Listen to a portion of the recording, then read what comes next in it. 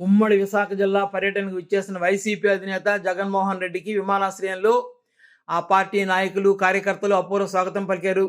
భారీ వర్షంలో కూడా అభిమాన నాయకుడి కోసం నిరీక్షించి జేజేలు పలికారు. సుమారు 60 కిలోమీటర్ల అభిమానంతో తనకు మద్దతుగా వచ్చిన ప్రతి ఒక్కరికి అభివాదాలు చేస్తూ జన సునామీలో జగన్ ముందుకు సాగారు. అభిమాన నేతకు కరచాలనం చేసేందుకు మహిళలు, వృద్ధులు, యువత పోటీ పడ్డారు. దాంతో గంటన్నర ప్రయాణానికి 6 గంటల సమయం పట్టింది. ఉత్తరాంధ్ర పర్యటన సందర్భంగా అనకాపల్లి జిల్లా నర్సీపట్నం నియోజకవర్గం మాకవరపాలెం మండలం భీమబోయినపాలెంలో నిర్మాణంలో ఉన్న మెడికల్ కాలేజీని మాజీ ముఖ్యమంత్రి వైఎస్ జగన్మోహన్ రెడ్డి సందర్శించారు. ఈ సందర్భంగా ఆయన మాట్లాడుతూ పేదలకు ఉచితంగా వైద్యం అందించేందుకు ఉద్దేశించిన వైద్య కళాశాలలను ప్రైవేటు సంస్థలకు అప్పగించేందుకు చేస్తున్న ప్రయత్నాలను రచ్చబండ సాక్షిగా ప్రజలకు వివరిస్తాం. దీన్ని నిరసిస్తూ రచ్చబండ కార్యక్రమాన్ని చేపడతాం. నవంబర్ 24 నాటికి రాష్ట్ర వ్యాప్తంగా 1 కోటి సంతకాలు సేకరించి గవర్నర్కి అందజేస్తాం. కేవలం ఏటా 1000 కోట్ల రూపాయల చొప్పున 5000 కోట్ల రూపాయలు ఖర్చు చేస్తే మెడికల్ కాలేజీలు పూర్తవుతాయి.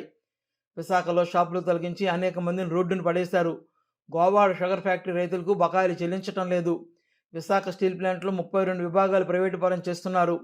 ప్రశ్నిస్తే స్టీల్ ప్లాంట్ కార్మికులకు షోకాజ్ నోటీసులు జారీ చేస్తున్నారని మాజీ ముఖ్యమంత్రి వైఎస్ఆర్ కాంగ్రెస్ పార్టీ అధ్యక్షుడు వైఎస్ జగన్మోహన్ రెడ్డి ఆగ్రహం వ్యక్తం చేశారు.